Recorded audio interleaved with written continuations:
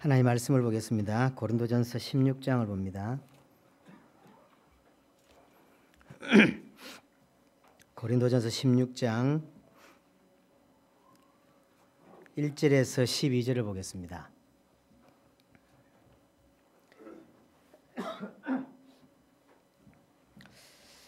고린도전서 16장 1절에서 12절 우리 교독하겠습니다. 제가 1절을 먼저 읽습니다. 성도를 위하는 연보에 관하여는 내가 갈라디아 교회들에게 명한 것 같이 너희도 그렇게 하라.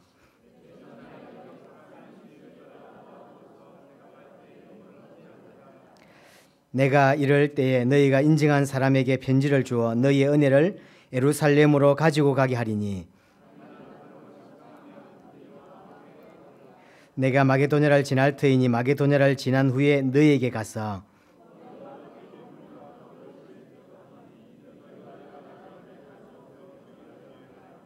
이제는 지나가는 길에 너희를 보기를 원하지 아니하노니 이는 만일 주께서 허락하시면 얼마 동안 너희와 함께 머물기를 바람이라. 내게 강대하고 유효한 문이 열렸으나 대적하는 자가 많음이라.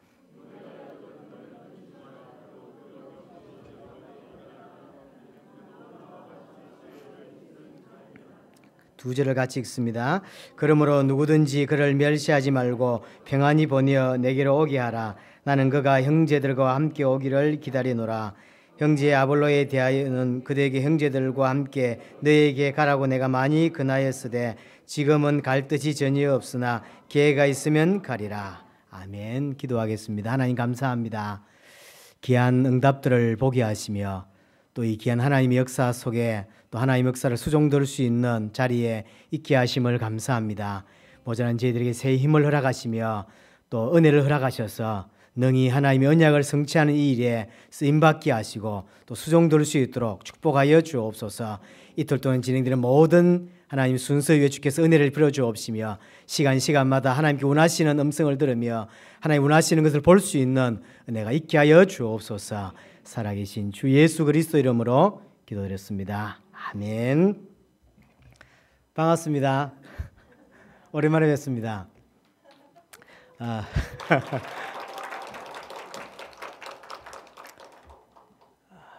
8시, 9시 자서 새벽 2시에 일어났습니다. 그리고 6시 되니까 잠이 또 오더라고요. 지금 잠이 오는 시간표입니다. 유럽을 보면서 특별히 이탈리아나 스페인을 보면서 하나님의 때가 중남미를 넘어 전 세계로 가고 있다라는 부분들이 좀 확인이 된 것 같고요. 콜롬비아를 보면서 베르무데스 목사님은 늘 기억하고 있지만 실제로 베르무데스 목사님 외에도 많은 제자들이 준비되고 있고 또 실제로 한 나라나 여러 대륙들을 섬길 수 있는 제자들이 많이 준비되어 가고 있다라는 부분들을 개인적으로 좀 생각했습니다. 쿠바는 말 그대로 제자들이 완전히 불이 되어 있다. 그리고 이 제자들을 통하여 많은 사람들이 많은 교회들이 많은 나라들이 가야 될 길을 먼저 앞서가는 역할들을 하고 있고 그들이 불이 되어서 많은 사람들이 불이 되도록 또 역할을 감당하겠구나라는 생각들을 이번 쿠바 사역을 통해서 좀 보게 되었습니다. 여러분하고 메시지를 나누어야 되는데 뭐가 가장 하나님 원하실까를 고민하는 중에 우리가 이번에 두란노 대를 마치고 들어왔습니다. 바울이 에베소에서 특별히 두란노 서원에서 2년 동안 날마다 말씀을 강론했다라고 사도행 19장에 보면 나오죠. 그 날마다 강론한 일이 끝났을 때 아시아 전역에 복음이 증거되었고 그 증거되는 과정, 쉽게 말하면 두란노 서원에서 2년 동안 말씀을 강론하고 있을 때 고린도 교회에서 일꾼들이 바울을 찾아오게 됩니다. 고린도 교회 문제에 대한 이야기를 바울이 듣게 되고 그 지금 아시아 전역의 복음 운동을 두란노 서원에서 하고 있을 때 그 소식을 듣고 편지를 써서 보냅니다. 이게 고린도전서죠. 그러면서 디모데를 또 함께 보내죠. 사도행 19장 보면 디모데와 에라스도가 먼저들 갔다고 돼 있어요. 그게 지금 고린도를 향해 갔죠. 그러니까 편지를 보내고 이렇게 디모데를 보냈죠. 그리고 편지는 디모데는 주로 육로를 통해서 아마 간 것 같고 편지는 해로를 때 바다를 통해서 아마 도착한 것 같습니다. 어쨌든 의미가 있겠다. 우리가 두란노 대라고 하는 한 나라를 완전히 복음화했다라고 표현하기는 좀 그렇지만 지금까지 초대교회 이후로 이만큼 한 나라가 복음화된 적이 있을까라고 생각할 수 있는 두란노 대를 마치고 들어온 입장과 바울이 에베소에서 두란노라고 하는 서원에서 2년 동안 날마다 강론을 합니다. 그 결과가 아시아 전체에 복음을 듣지 못한 자가 없지요. 이게 지역 복음하고 이것이 민족 복음의 모델이 사실은 됩니다. 우리가 성경에서 전도라고 이야기할 때 가장 선명하게 다가올 수 있는 장을 굳이 꼽으라면 사도행 19장이겠죠. 이게 바울이 두란노라고 하는 데서 2년 동안 하고 우리가 두란노 대회라고 하는 의미도 여기서 온 거거든요. 2년 동안 하고 나니까 아시아 전역에 이 복음을 듣지 못한 사람이 없었어요. 그 과정에서 그런 일을 하고 있는 과정에서 고린도 교회에 대한 이야기를 듣게 되고 거기에 편지를 보내서 이렇게 보낸 그 내용이 고린도전서죠. 물론 1장부터 해서 바울이 그 한 장 한 장의 의미들이 있습니다. 은사에 대한 이야기, 결혼에 대한 이야기 많은 이야기 있지만 마지막 장 16장은 그런 한 가지 한 가지에 대한 답도 중요하지만 중심을 볼 수 있는 장이라고 느껴집니다. 그런 게 있잖아요. 어떤 한 부분에서 어떤 답을 주는 것도 중요하지만 답이 아니라 그냥 편안하게 전달하는, 편안하게 이야기하는데 훨씬 더 사람에게 중심들이 전달되는 케이스들이 많습니다. 메신저들은 이해하죠. 어떤 부분을 말할 때보다 의도하지 않게 중심이 전달될 때가 간혹 있습니다. 예를 들면 제가 언제 이렇게 차 운행을 이렇게 교회 차 운행을 이렇게 하고 있는데 옆에 청년이 하나 탔어요. 심심하니까 그냥 한 말인데 이 사람 일생의 답이 되는 거죠. 오늘 내가 일생의 답을 줘야 되겠다. 이렇게 생각한 게 아니라 좀 민망하잖아요. 그러니까 이제 말한 건데 이 사람에게는 잊을 수 없는 이 친구를 신학교에서 만났어요. 왜 니 여기 있나? 이랬더니 그 이야기를 하는 거죠. 몇 년도에 전사님이 차 운행하실 때 제가 오른쪽에 앉았었는데 그때 한 말이 내 가슴에 영원히 딱 담겼다는 거죠. 그래서 내가 신학교로 오게 되었고 일평생 주의 종의 길을 가게 되었 결심했다는 거죠. 그럼 저걸 기도하고 오늘 이걸 이 친구를 이렇게 딱 만들어야 되겠다. 이렇게 시작한 게 아니잖아요. 고린도전 16장에 그런 의미가 많아요. 한 장 한 장도 참 중요합니다. 바울이 복음 가진 자로서 전도자로서 특별히 본인의 영향을 받고 있는 고린도 교회에 한 장 한 장에 영향을 주는 것도 의미도 있지만 16장은 말 그대로 바울의 중심이 담긴 그런 내용이라고 보여집니다. 크게 세 가지를 볼 수 있는데 첫 번째 보면 헌금에 대한 이야기예요. 뭐 이런 그냥 헌금에 대한 이야기를 해도 되지만 당세복 사역을 마치고 온 우리 입장에서 이게 헌금에 대한 내용으로 보지 말고 신앙이라고 하는 것이 아담에게 있어 신앙이라고 하는 것이 하나님을 믿는다고 하는 것이 어떤 것이냐면 창세기 2장 16절 17절에 대하여 순종하는 거죠. 그게 신앙이지 않습니까? 그게 믿음이죠. 창세기 3장 이후에 있는 이후에 태어난 모든 사람들을 위하여 하나님을 순간순간 아담처럼 그렇게 순종하고 하나님을 믿을 수 있도록 많은 장치들을 만들어요. 그 중에 하나가 헌금입니다. 예배, 그 다음에 각종 어떤 절기, 이 많은 것들이 그냥 절기나 예배가 아니라 이게 하나님을 인정하고 하나님을 믿는다고 하는 의미예요. 그런 의미에서 헌금을 오늘 봤으면 좋겠습니다. 본질적으로는 이 헌금은 예루살렘 교회를 돕는 거예요, 그냥. 왜냐하면 사도행전 11장에 보면 바울이 예루살렘 교회를 돕는 장면이 나오고 갈라디아서 2장에도 보면 예루살렘 교회를 돕기 위해서 헌금하고 이런 장면들이 나옵니다. 오늘 본문에 읽었듯이 그럼 헌금 어떻게 할 거냐면 갈라디아 교회에 내가 말한 거 있지 않냐 그렇게 하라는 거예요. 저는 오늘 헌금에 대한 이야기를 하고 싶은 게 아니라 이런 헌금들이 뭘 의미하는 거죠? 뭘 의미하냐는 거죠. 이건 하나님으로 인정하는 행위가 헌금입니다. 예배가 똑같습니다. 예배가 뭐냐면 하나님으로 인정하는 거죠. 하나님은 구약시대에 각종 많은 절기들, 유월주를 시작해서 많은 절기들을 지키게 하고 반드시 지키게 합니다. 그 의미가 뭐냐면 하나님으로 인정하게 하는 거예요. 그럼 하나님을 인정한단 말은 무슨 말이냐면 아담이 하나님을 믿는다는 의미는 하나님을 인정한다는 거죠. 순종한다는 것은 믿는다는 거죠. 똑같습니다. 지금 당세복 사역을 마치고 들어오고 또 수종 들었던 여러분들에게 지금 이 시간표에 뭐가 필요하냐라고 할 때 저는 하나님을 하나님으로 인정하는 올바른 믿음이 필요하다라고 생각을 합니다. 헌금은 말라기 3장 8절에 그렇고 마태복음 22장 예수님께서 직접 말씀하셨는데 하나님의 것이라는 표현을 쓰죠. 그러니까 하나님을 하나님으로 인정하는 행위가 헌금입니다. 예배도 또한 마찬가지고요. 모든 절기 또한 마찬가지입니다. 그러니까 성도들에게 또 특별히 우리에게 당시복 사역을 마치고 들어온 우리에게 이제 뭐가 필요하냐라고 할 때 매 순간 모든 영역에서 하나님을 하나님으로 인정하는 하나님을 믿는 이 은혜가 사실은 필요합니다. 사실 이 하나님을 올바르게 알고 하나님을 올바르게 예배하고 하나님을 올바르게 찬양하도록 인간이 만들어졌어요.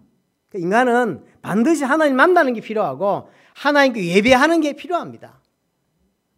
창세기 3장 사건이 터진 이후에 이걸 조금 더 많은 장치들을 만들었어요. 왜냐하면 안 그러면 놓치니까. 우리가 언약 놓치는 게 쉬울까요? 아담이 언약 놓치는 게 쉬울까요? 우리가 쉬워요. 근데 아담이 언약을 놓쳤다는 건 생각을 많이 해봐야 되는 거죠. 어떻게 언약을 놓칠 수 있었을까? 성경에서 말하는 여러분이 알고 있는 그 답을 말하지 말고 아담은 언약 놓치기가 어려웠어요. 그런데 놓쳤다니까. 그만큼 언약은 하나님의 은혜로 또 정확하게 선명하게 붙잡지 않으면 놓치기 쉬운 거라니까요. 지금 우리가 선명하게 붙잡았다고 해서 5년 후에 또한 선명하게 붙잡을 수 있냐? 그것도 아닌 것 같습니다. 매 순간 내일이 아니라 이 시간표에 지금 이때에 하나님 인정하는 게 필요하고 내일은 또 내일 나름대로 하나님 인정하고 살아가는 것이 우리지. 우리는 인간은 하나님을 만나고 예배하는 게 필요하죠. 자, 그것을 위해서 하나님이 만든 장치가 뭐냐면 예배하는 거예요.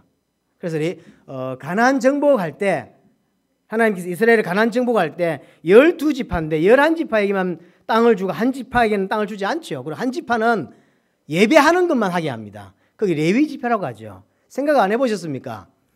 아니 12지파 중에서 한 지파를 굳이 떼가지고 예배하게 할 필요가 있을까? 저는 생각 많이 해봤습니다. 한 몇백 명 중에 목사 한 명이면 되잖아요. 근데 12명 중에 하나를 택했다니까. 쉽게 말하면 이 숫자가 몇 명이 정확히 모르겠는데 12명 중에 한 명 목사 나와도 된다는 이야기예요. 그럴 필요가 있나요? 한 500명 또 300명 중에 목사 한 명 있으면 되지. 근데 한 지파를 뚝 떼가지고는 예배만 하게 하고요. 예배만 준비하고 맨날 예배만 생각하게 하고 나머지 지파들이 돈 벌어서 쉽게 말하면 자기가 받을 것을 레위 지파가 받아야 될 걸 더 받았다고 성경 말하고 있잖아요. 그걸 내놓는 거 그게 헌금이거든. 근데 표면적으로는 레위 지파가 먹어야 될 것을 이렇게 먹고 살아야 되니까 먹어야 될 것을 하나님께 내놓고 그걸 가지고 레위 지파가 살도록 하는 게 헌금이지만 이면적인 진짜 의미는 뭐냐면 그게 아니죠. 성도는 하나님을 제대로 인정하기만 하면 하나님을 제대로 예배하기만 하면 세상을 이기게 돼 있고 세상을 정복하게 돼 있다라고 하는 의미죠. 그렇죠. 12명 중에 한 명을 굳이 뽑을 필요가 있나요? 여기 목사 한 명이면 되지. 근데 12지파 중에 한 지파를 뚝 떼서 예배만 생각하게 만들었다니까. 그럼 그 사람들이 먹고 살아야 되니까 다른 지파 사람들이 돈을 내놓는 거죠. 그거는 그냥 헌금을 그렇게 해야 된다는 의미가 아니라 인간이 그런 존재예요. 제대로 예배하면 되는 존재고 인간은 절대적으로 하나님을 만나야만 되는 존재고 하나님께 제대로 예배하면 세상을 이기게 돼 있는 존재가 인간이라니까요. 그래서 정상적인 성도는 예배를 사모하게 돼 있고 말씀을 사모하게 되어 있어요. 그게 성도입니다, 사실은. 그게 첫 번째 의미입니다. 우리가 생각해야 될 첫 번째, 매 순간 모든 영역에서 하나님을 인정하고 하나님을 믿는 믿음이 필요하다. 두 번째가 뭐냐면요, 바울이 지금 교회에 대한 이야기를 합니다. 16장 5절입니다. 혹 너희와 이제 바울이 소식을 들은 거죠. 16장 먼저 17절에 보면요, 사람 이름이 나오죠. 내가 스데바나와 버드나도와 아가이고, 이는 여러 번 읽지 않으면 입에 안 붙는 이름입니다. 그래서 제가 여러 번 읽었는데도 입에 안 붙어요. 이런 사람이 이제 찾아왔어요.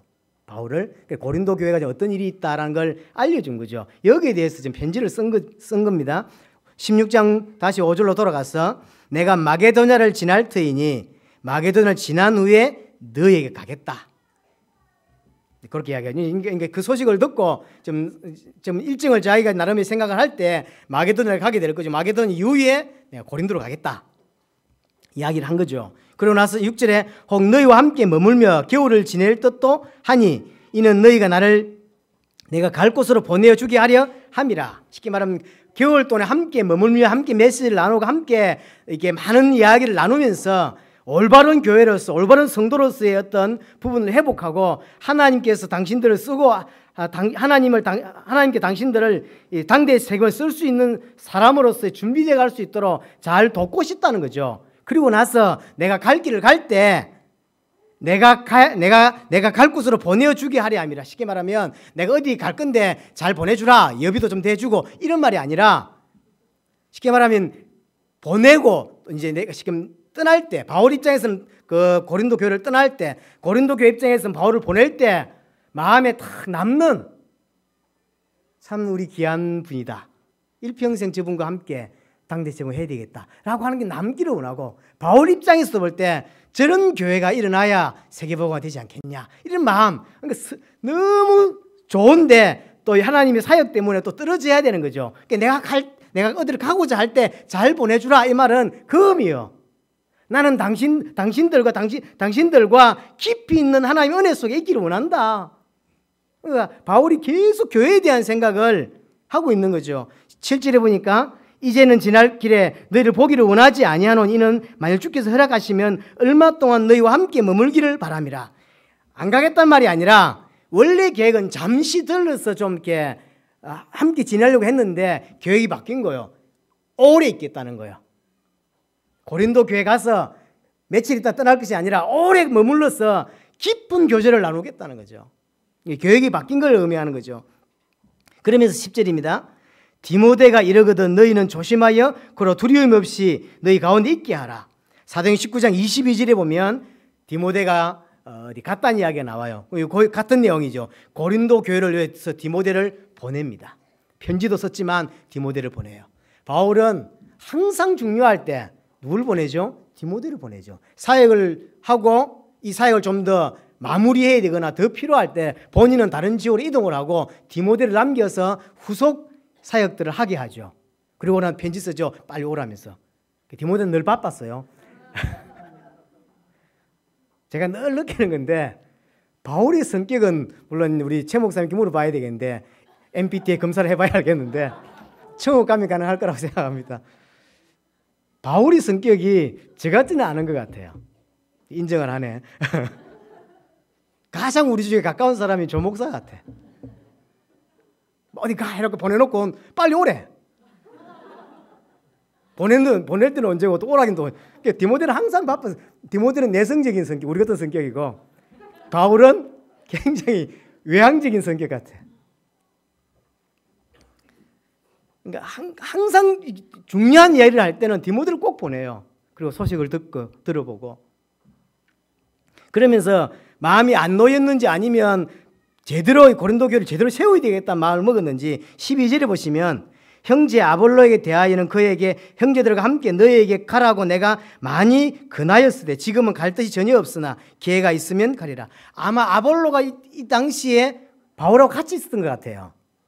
그래서 아볼로에도 이야기한 거예요. 내 디모데 보냈다. 당신도 가라. 그랬더니 아볼로가 안 가겠다는 거예요. 바울은 가라 그랬는데 아볼로가 아마 여러 가지 이유가 있었던 것 같아요. 정확히 모르겠는데 여러 가지 뭐 바울파, 아볼로파, 베드로파 여러 가지 파들 있고 여러 가지 이유 그런 이유인지 아니면 어떤 이유인지는 정확히 모르나 디모데를 보내놓고 아볼로를 불러서 당신도 가라라고 이야기했는데 아볼로가 안 가겠다는 거예요. 그래서 지금은 갈 뜻이 없으나 기회가 되면 쉽게 말하면 계속 내가 말해서 보내겠다는 거지. 그러니까 진짜 갔는지 안 갔는지는 잘 모르겠습니다. 여하튼 바울이 지금 생각하는 교회가 얼마나 중요한지를 볼 수 있어요. 교회는 주님이 말씀하신 그대로 마태복음 16장 18절에 보면 이 반석 위에 내 교회를 세운다 그랬죠. 반석 위에 세워진 것이 교회입니다. 그렇죠? 반석 위에. 그래서 진짜 교회는 무너지지 않게 돼 있어요. 무너졌다는 이야기는 반석이 아니겠죠. 믿음이 위에 서 있지 않겠죠. 다른 거겠죠. 마태복음 7장 23절부터 27절까지인가 거기 보면 모래 위에 지은 집에 대한 이야기를 하죠. 그게 같은 이야기입니다. 왜 교회가 무너지냐는 거죠. 왜 성도가 무너지냐는 거죠. 그럼 반석 위에 있지 않기 때문이죠. 많은 핑계를 댑니다. 교회가 어떻고 목사가 어떻고 생기지만 뭐 여러 가지 사건이 있을 수 있지만 하나님 앞에서 성도가 무너진다는 것은 다른 이유가 있을 수 없습니다. 반석 위에 있지 않기 때문에, 믿음이 있지 않기 때문이죠. 신앙과 교회는 절대로 뗄래야 뗄 수가 없죠. 어떤 면에서 하나님은 교회를 통해서 당대 세계복음화 이루신다라고 해도 간이 아니라고 생각합니다.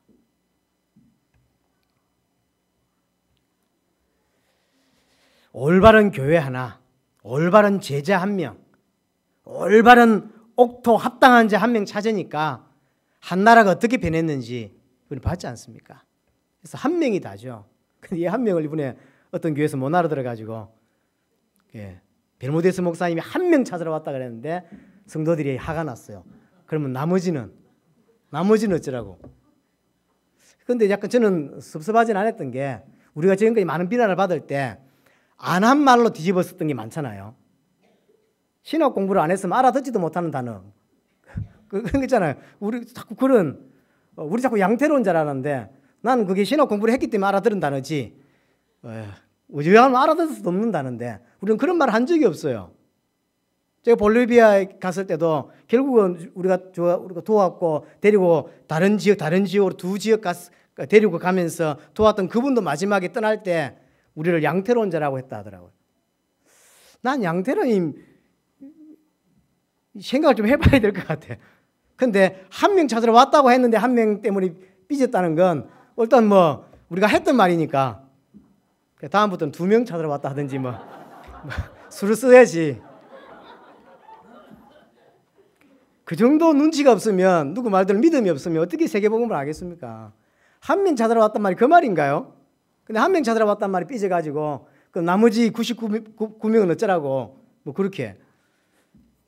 근데 쿠바에 한 명 찾았는데 한 명 찾은 결과가 지금 이번에 봤지 않습니까? 그게 한 명이죠. 한 교회죠. 한 교회 한 명. 어떤 면에서 그게 다죠. 교회 하나가 다고 제자 한 명이 다죠. 교회가 당세복의 키고 신앙생활의 저는 핵이라고 생각합니다. 바울은 그 마음이에요. 고린도 교회를 향한. 나중에 어떤 부분을 읽어보면요, 고린도 후서를 보면 어느 정도까지 이야기를 하냐면 다른 교회에서 메시지를 할 때 아마 사례를 받은 게 있는가 봐요. 어떻게 표현하냐면 그 사례를 받았다고 표현하지 않고 이렇게 뭐라고 표현했죠? 이게 강제로 돈을 받아낸 것처럼, 돈을 내가 메시지하고 돈을 강제로 받아낸 것처럼은 그 돈을 내가 너에게 보내지 않았냐, 그렇게 이야기했어요. 바울이 지금 고린도 교회를 얼마나 마음에 두고 있고 교회 하나가 얼마나 올바르게 서기를, 왜냐하면 교회 하나가 한 나라를 책임지고 교회 하나가 사실은 당대의 세금을 감당해 내거든요. 특별히 복음 가득한 교회는 더더욱 그렇습니다. 눈을 조금만 뜬 사람은 조성욱 목사와 복음 가득한 교회가 얼마나 큰 일을 했고 얼마나 중요한 역할을 했는지 조금만 눈을 뜨면 볼 수 있는 장면들이죠. 우리야 뭐 저 같은 사람이야 숟가락 하나 올렸습니다. 이렇게 조 목사하고 친구라는 이유로 숟가락 하나 올려서 이렇게 지금까지 왔지만 사실 여러분들은 그렇지가 않죠. 많은 헌신들, 많은 이런 헌신들 속에서 지금까지 온 거죠. 교회 하나가 얼마나 중요합니까? 한 단체, 한 나라가 할 수 없는 일을 한 교회가 해내거든요. 이걸 알고 있는 바울이에요. 근데 고린도 교회를 바울은 그렇게 생각하고 있는 겁니다. 정말로 당대에 세공한다고 할 때 모든 영역에서 하나님을 인정하는 믿음이 필요하고, 또 하나가 교회에 대한 올바른 생각과 믿음이 필요합니다. 교회를 아무렇게나 생각하거나 예배를 아무렇게나 생각하는 정도의 사람이라면, 그 정도 성도라면 하나님의 역사 보기 힘들지 않겠나, 그런 생각이 듭니다. 교회의 소중함을 알고 있는 그 성도들에게 그 교회, 주님이 지금 바울은 지금 뭐라고 쓰고 있냐면 16장 13절입니다. 깨어 믿음에 굳게 서서 그랬습니다. 교회는 어찌 되냐면 깨어 있으라는 거죠. 깨어 있어야 된다. 깨어 있지 않는 교회의 모습이 어떻냐라고 대표적으로 볼 수 있는 게 이사야 56장입니다. 56장 한번 보겠습니다. 이사야 56장.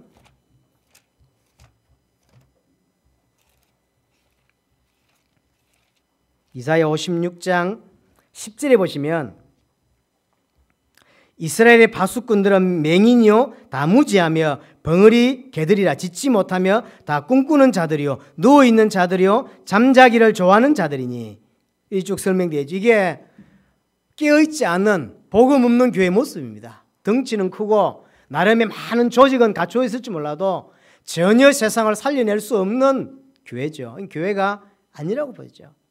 그런 면에서 교회는 너무 중요하고 그것도 깨어있는 게 너무 중요합니다. 그러면서 믿음에 굳게 서라고 합니다.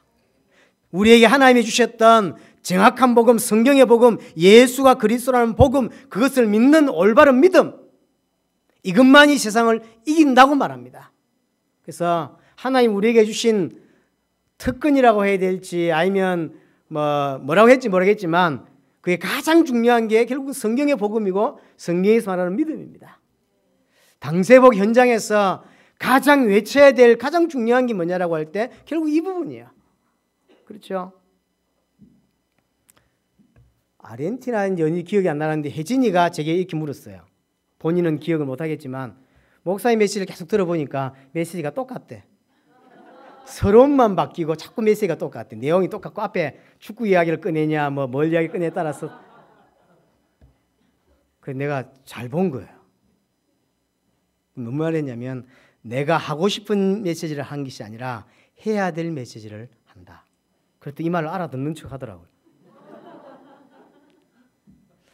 우리가 풍성한 복음을 풍성하게 누려야 된다, 내지는 복음이 선명해져야 된다, 깊어져야 된다 이야기를 많이 합니다. 그것이 우리가 지금 보고 있는 또 이렇게 하는 이런 것이 아닌 성경의 많은 부분을 펼치면서 해야 되는 것이 꼭 풍성한 것이 깊어지는 거라고 생각지 않습니다. 그거는 그 나라 제자들이 해야 될 일이고, 하나님 우리에게 주신 가장 큰 특권이고 가장 강력한 무기는 결국은 이 선명한 복음을 그들에게 계속 전달하는 거라고 생각합니다. 그럴 때 변하지 않고 이 길을 가게 될 것입니다. 이야기를 벌써 30분 했기 때문에, 이야기를 벌써 이 제자들에게는 수십 분 했기 때문에 다른 이야기를 또 해야 되지 않겠냐라고 하는 것은 너무 위험한 생각이라고 생각합니다. 그래서 자꾸 그래서 저는 고민을 서론을 뭐로 할 거냐는 거죠. 내용이 똑같아요. 내용이 똑같아. 어떤 믿음이 필요하냐?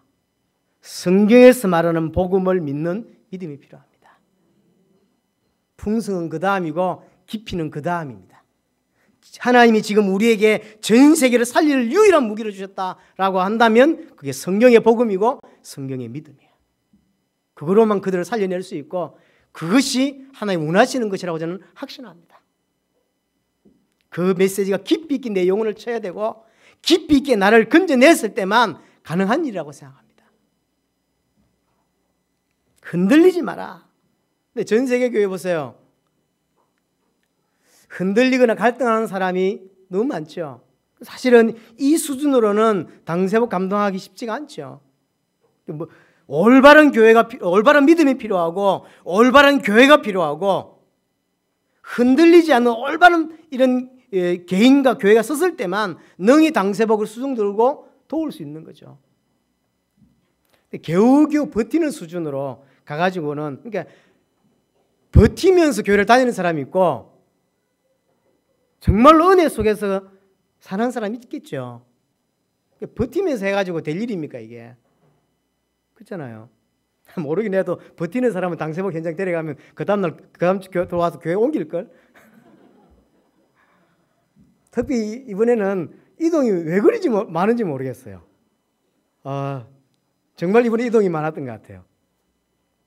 그리고 확실히 체질이 이상하게 이번에 조 목사 그런 이야기를 했는데 관광은 우리하고 좀 안 맞는 것 같다면서. 이번에 로마의 스케줄이 관광을 몇 번 다녔거든요. 그래서 뭐 콜로세움인가 이런 데 가고 뭐 몇 군데 갔잖아요. 수경이가 옛날에 여행을 다닐 때 제3대 박물관, 세계 3대 미술관 그걸 이렇게 한나절만 봤대요. 시간이 너무 없어서 한나절만 보고 갔대. 너무 아쉽더래요. 우리는 이번에 몇 분 봤냐면 50분만 봤거든요. 그래서 그림 하나에 1초. 똑 성경에 하박국 생각나더라고. 달려가면서도 볼 수 있더라고. 우리의 관광이 그랬어요. 50분 만에 모든 그림을, 모든 건 아니겠죠. 다 보고 끝내고 나왔죠. 야, 우리 관광 수준이 이렇습니다.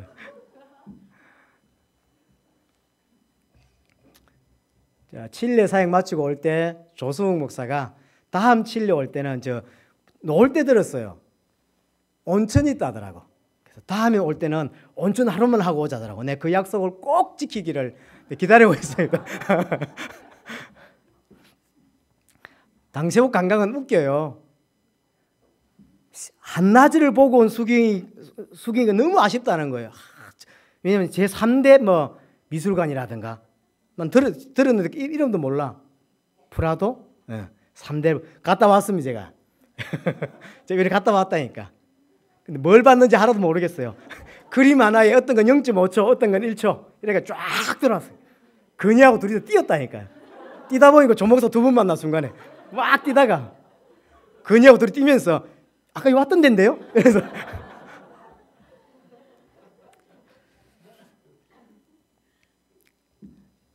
진짜 중요한 걸 알고 나면 덜 중요한 것들이 구별이 되고 우리에게 주어졌을 때 이렇게 누려야 될 것과 이런 것들이 구별이 안 됩니까? 바울은 지금 일평생 복음 위에 달려가면서 교회가 가슴에 이게 다 와 있는 거죠. 얼마나 교회가 소중한지. 그러면서 교회에 있는 제자들에 대한 그 뒷부분은 제자에 대한 이야기가 우리 15절부터 나옵니다. 여러분 집에 가서 읽어보시고요. 마지막으로 16장 22절을 보겠습니다. 16장 22절. 만일 누구든지 주를 사랑하지 아니하면 저주를 받을지어다. 우리 주여 오시옵소서. 마지막 마무리를 이렇게 바울이 좀 씁니다. 그러니까 사역 이전에, 능력 이전에 우리에게 뭐가 필요하냐, 뭐가 있어야 되냐라고 할 때 이 부분이죠. 신앙의 바탕입니다. 정말로 복음을 사랑하고 주님을 사랑하는 마음이죠. 만약에 사랑하지 않으면 저주를 받을지어다라고 바울은 표현합니다. 이 주님을 사랑하고 복음을 사랑하는 이 바탕 위에서 사역이 가능한 거죠. 당세복이 가능한 것이고 모든 게 사실은 가능합니다. 분명히 당세복이 커지게 되고 분명히 여러분들의 교회가 특별히 복음 가득한 교회가 영향력이 커지면 커질수록 많은 것들을 얻으려고 하는 사람들이 온다고요. 주님을 사랑하지 않는데 영향력 때문에 오게 되어 있습니다. 이 정말로 주님을 사랑하지 않는데 복음을 사랑하지 않는데 어떤 능력이 있거나 이런 게 더 문제예요. 정말로 복음을 사랑하지 않고 주님을 사랑하지 않는데 설교를 너무 잘해요. 이게 문제라니까요. 그래도 목소리가 너무 좋아. 제가 가끔 다른 분 설교를 요즘 잘 안 들었는데 가끔 들을 때가 있어요. 안산도 꽤 유명한 목사 몇 분 계십니다. 핀 마이크 딱 해가지고 호주머니에 손 넣으면서 다니시는 한 분 계세요. 요즘 넥타이도 안 하시더라고. 성도들이 막 몰려들자. 요즘 메시지가 경제예요. 제목이 주로 뭐냐면 기독교인의 재테크. 모든 메시지 내용 기독교인의 재테크예요. 경제인들, 안산의 경제인들이 다 모이는가 봐요. 그래서 제가 가끔 뭔 말 하길래 오느냐 싶은데 들어봤는데 폼도 좋아요. 근데 목소리는 더 좋아. 가끔 노래도 부르더라고. 우리는 상상도 할 수 없는 일. 혼자 노래를 불러요. 근데 목소리가 좋은데 노래도 잘하더라고. 그러니까 사람들이 막 어머 막 이런 분위기야. 야, 근데 가끔씩 참 목사는 저 정도 목소리 해야 되는데 저 정도 생겨야 되는데 이런 생각이 들 때가 있어요. 근데 진짜 문제는 그거라니까요. 복음이 없는데 능력이 있고 복음이 없는데 말을 잘하고 복음이 없는데 실력을 갖췄어요. 그걸 사람을 다 망친다니까요. 주인이 바울이 지금 진짜로 마음에 담긴 이야기를 하는 겁니다. 정말로 주님을 사랑해야 된다는 거죠. 복음을 사랑한 그 바탕 위에 사역도 중요하고 당세복도 가능한 것이지. 우리는 사람을 겉으로 판단할 때가 너무 많죠. 보이는 모습밖에 볼 수 없기 때문이죠. 그래서 사람을 오래 봐야 되고 깊이 봐야 되는 부분이 사실 필요한 거죠. 뭐랄까요? 검사가 됐는데 정의감 없는 검사가 딱 돼버렸어. 의사가 됐는데 물론 뭐 의사에게 사명감 같은 거 요구할 필요까지 없겠지만 그래도 돈 맛을 먼저 봐버린 의사. 사람 숫자가 다 그렇게 보이는, 돈으로 보이는 똑같은 거죠. 이 사역을 하는데 진정한 하나님이 원하시는 부분을 보지 못한 채 사역의 껍데기만 봤을 경우에 올 수 있는 부분들이 있죠. 저주를 받을지어다라고 바울은 이야기를 하는 거죠. 이게 신앙의 바탕이고 신앙의 기본이라고 생각합니다. 그러면서 우리 주여 오시옵소서. 마라나타라고 하는 아람어입니다. 초대교회 신앙이었고 초대교회 대부분의 신자들과 사도들은 이렇게 믿었고 또 그렇게 가르쳤고 그러나 복음이 변질되면서 이 믿음 또한 사라져 버렸습니다. 이것이 우리의 믿음이어야 되고 주님이 오실 것이다 라고 하는 그것이 우리의 믿음이어야 되고 우리의 신앙의 바탕이어야 합니다. 자, 2017년 당세복 사역을 공식적인 사역들이 이제 마무리되면서 여러분과 함께 나눌 수 있는 메시지가 뭘까를 고민하는 중에 고린도서 16장을 제게 하나님이 허락하셨고 여러분이 앞으로 계속 당세복 사역을 감당하면서 가장 중요한 것은 결국은 모든 영역과 모든 삶 속에서 정말로 하나님을 인정하는 예수를 그리스도로 인정하는 믿음이 필요하다고 생각합니다. 또 하나 이 사역을 감당할 수 있도록 하나님이 한 사람을 부르셨고 한 교회를 부르신 것입니다. 그 교회의 가치와 의미를 깊이 있게 알고 갔으면 좋겠고 세 번째로 우리의 신앙의 바탕이 될 수 있는 정말로 복음을 정확하게 알고 사랑하는 그 마음 그리고 주님이 내 살아있을 때 오실 것이라고 믿고 그리고 믿기 때문에 육신을 위해 살지 않고 복음 때문에 사는 그 인생 그것으로만 남은 사역과 남은 당세복 사역들을 감당할 수 있다고 생각합니다. 오늘 하루 종일 이렇게 간증을 듣고 많은 교제를 하면서 깊이 있는 은혜가 저와 여러분들이 함께 있기를 바랍니다. 기도하겠습니다. 하나님 감사합니다. 부족한 우리에게 눈을 여셔서 중요한 것들을 보게 하시고 함께 이것들을 섬길 수 있도록 은혜 주신 것을 감사합니다.